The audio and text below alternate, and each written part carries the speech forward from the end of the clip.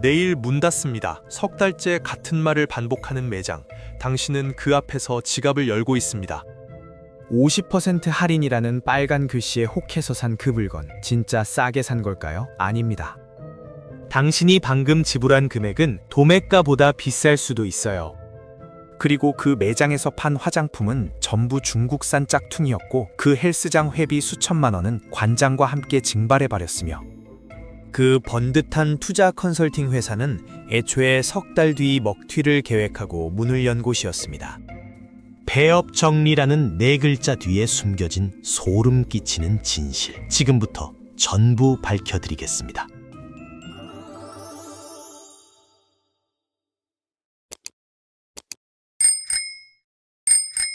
전국 어디를 가도 비슷한 풍경이 펼쳐집니다. 공장 부도, 재고떨이, 오늘이 마지막 같은 문구가 적힌 현수막이 펄럭이고 매장 안에는 등산복부터 화장품, 이불, 속옷까지 온갖 물건이 산더미처럼 쌓여있죠.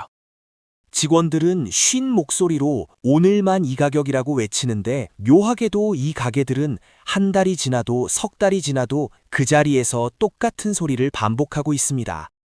업계에서는 이런 매장을 깔세 매장이라고 부르는데 보증금 없이 월세만 선납하고 일주일에서 석 달 정도 단기 계약을 맺은 뒤 최대한 팔아치우고 떠나는 방식이거든요. 경기도 안양의 한 건물주는 자신의 상가에 들어온 세입자 때문에 2달째 골치를 앓고 있습니다. 폐업 정리라면서 들어왔는데 간판만 3번 바꾸고 같은 물건을 계속 팔더라는 거예요. 주변 상인들 민원이 빗발치는데 계약서상으로는 문제 삼을 근거가 없다고 하소연했죠. 이런 깔세 업자들은 유목민처럼 전국을 돌아다니면서 장사를 하는데 한 곳에서 매출이 떨어지면 바로 다른 지역으로 이동하고 잘 되는 곳은 계약을 연장하면서 철저하게 수익성을 계산해서 움직입니다. 그들의 수법은 체계적이에요. 우선 유동인구가 많은 역세권이나 재래시장 근처에서 빈 점포를 물색하고 건물주와 협상해서 보증금은 최소화하거나 아예 없애는 대신 월세를 시세보다 조금 높게 책정하죠.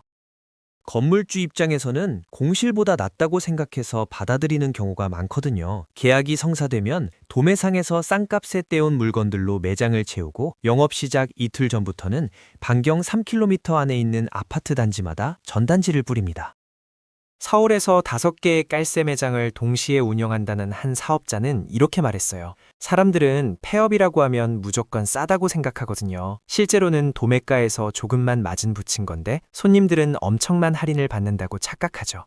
매주 새로운 고객을 만날 수 있어서 한 곳에서만 장사하는 것보다 훨씬 효율적이라고 덧붙였습니다.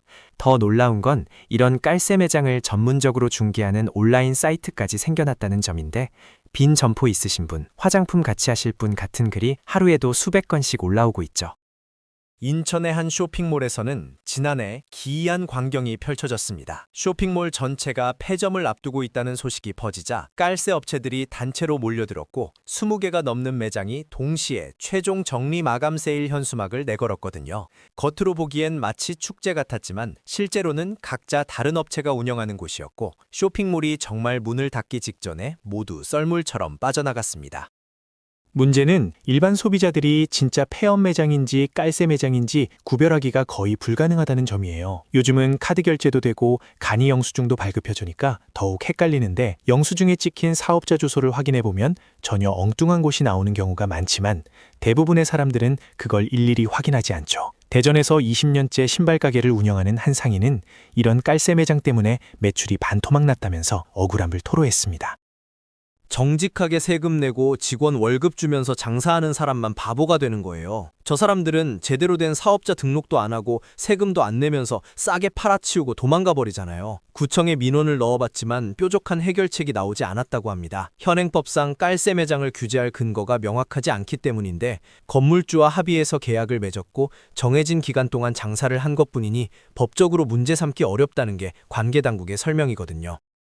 깔세 매장의 역사는 생각보다 오래됐습니다. 1990년대 후반 외환위기 때 부도난 공장들의 재고를 급하게 처리해야 했던 상인들이 건물주에게 부탁해서 단기로 공간을 빌린 게 시초였다고 하는데 처음에는 정말 재고 처리 목적이었지만 이게 괜찮은 비즈니스 모델이 되면서 점점 조직화되고 전문화된 거죠. 지금은 전국에 10군데가 넘는 깔세 매장을 동시에 운영하는 사람도 있을 정도입니다.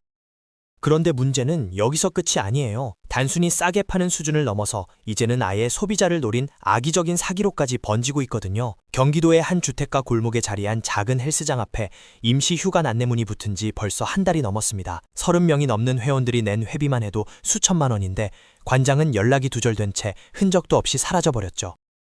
서울 강남의 한 오피스 빌딩에서는 더 교묘한 수법이 등장했습니다. 깔끔하게 꾸며진 사무실에 글로벌 투자 컨설팅이라는 간판을 걸고 은퇴자들을 대상으로 투자금을 모집했는데 처음 석 달간은 약속대로 수익금을 지급하다가 넉 달째 되던 날 사무실 문이 굳게 닫혀버린 거예요. 알고 보니 그 회사는 단기 임대로 사무실을 빌린 깔세 업체였고 처음부터 일정 기간만 수익을 주고 잠적할 계획이었던 겁니다. 이런 사기꾼들은 철저하게 준비합니다. 그럴듯한 법인을 설립하고 오피스가 밀집된 지역에 단기로 사무실을 빌린 뒤 인테리어도 깔끔하게 해놓고 직원도 몇 명 고용하죠. 겉으로 보기엔 완전히 정상적인 회사처럼 보이지만 실제로는 석 달에서 넉 달만 운영하다가 잠적할 생각이었던 거예요.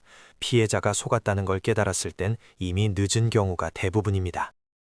광주에서는 더욱 기가 막힌 사례가 있었어요. 동네에서 유명 브랜드 화장품 매장이 폐업 정리 세일을 한다는 전단지가 돌았는데 본사와 계약 종료로 전 제품 처리라는 문구가 적혀 있었거든요. 평소 쓰던 제품이 반값이라고 해서 100만 원어치 넘게 샀는데 집에 와서 써보니 향도 다르고 피두가 따가웠습니다. 인터넷으로 진품 구별법을 찾아보고 나서야 모두 가짜였다는 걸 알았지만 매장은 이미 텅 비어 있었죠.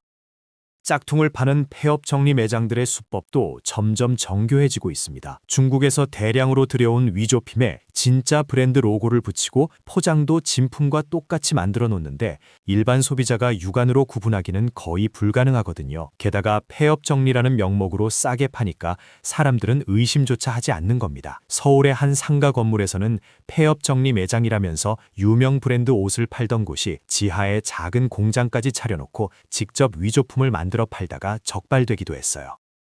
피해자들이 보상을 받기 어려운 이유가 있습니다. 깔세 매장들은 애초에 정식 사업자 등록을 하지 않거나 했다 해도 타인 명의로 빌린 휴대폰이나 계좌를 사용하는 경우가 많거든요.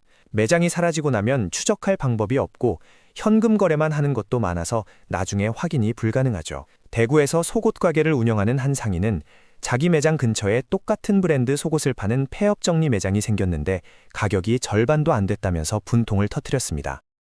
이게 어떻게 가능한가 싶어서 직접 사다가 확인해 봤더니 원단도 다르고 봉제도 엉성한 짝퉁이었어요. 근데 손님들은 왜 여기는 비싸냐고 물어보더라고요. 아무리 설명해도 소용없었고 결국 매출은 떨어졌으며 그 깔세 매장은 한 달 뒤 흔적도 없이 사라졌습니다. 최근에는 온라인까지 진출한 깔세 사기범들도 나타났는데 유명 쇼핑몰이 폐업한다는 소식이 나오면 그 브랜드 이름을 도용해서 임시 사이트를 만들고 파격적인 할인을 내세우는 방식이에요.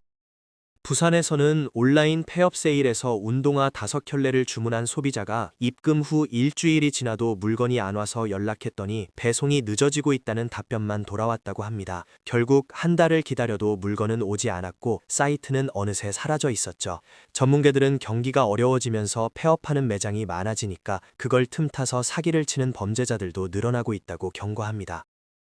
한국소비자원 관계자는 폐업 정리 세일이라고 해서 무조건 싼 게 아니라면서 오히려 정상 가격보다 비싸게 파는 것도 많다고 지적했어요. 원래 가격표를 떼어내고 훨씬 비싼 가격을 원가라고 써놓은 뒤 거기서 할인한다는 식으로 속이는 거죠. 소비자들이 폐업이라는 단어에 현혹돼서 제대로 가격을 비교하지 않는다는 점을 노리는 겁니다.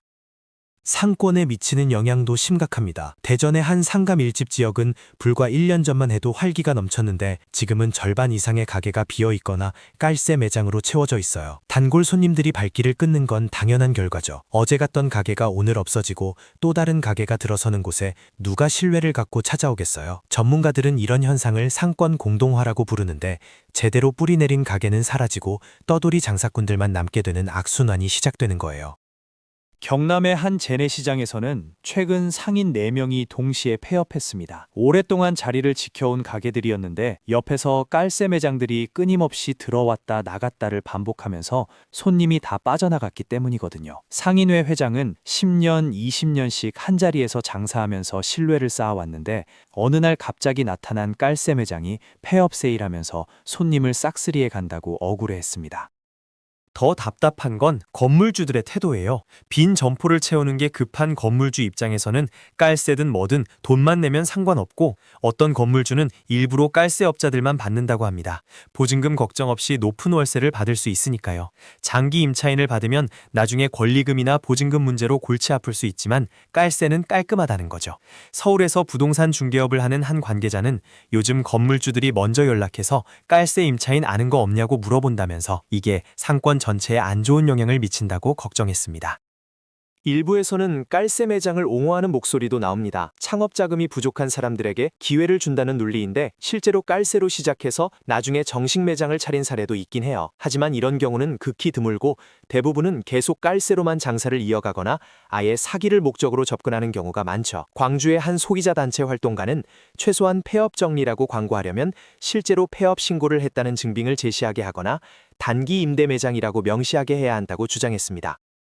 경찰도 손을 놓고 있는 건 아닌데, 사기로 입건하려면 명확한 피해 사실과 범죄 의도를 입증해야 해서 쉽지 않다고 해요. 물건을 팔긴 팔았고 돈도 받았으니 사기라고 보기 어렵고, 짝퉁을 팔았다면 상표법 위반이지만 감정을 받아야 하고 시간이 걸리는데, 그 사이에 범인들은 다 도망가 버리죠. 결국 소비자 스스로 조심하는 수밖에 없다는 게 전문가들의 공통된 조언입니다.